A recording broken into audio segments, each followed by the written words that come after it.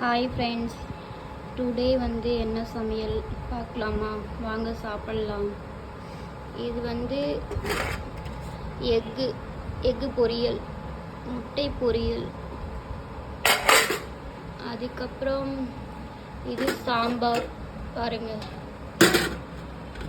இது சாம்பார்,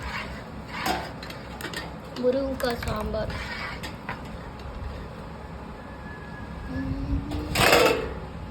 அதுக்கப்புறம் இது சாப்பாடு.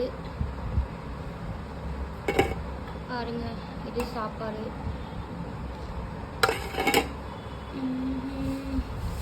யாருக்கெல்லாம் முட்டை பொரியல் பிடிக்கும்? பாருங்க, முட்டை பொரியல் சாப்பிடலாம் வாங்க.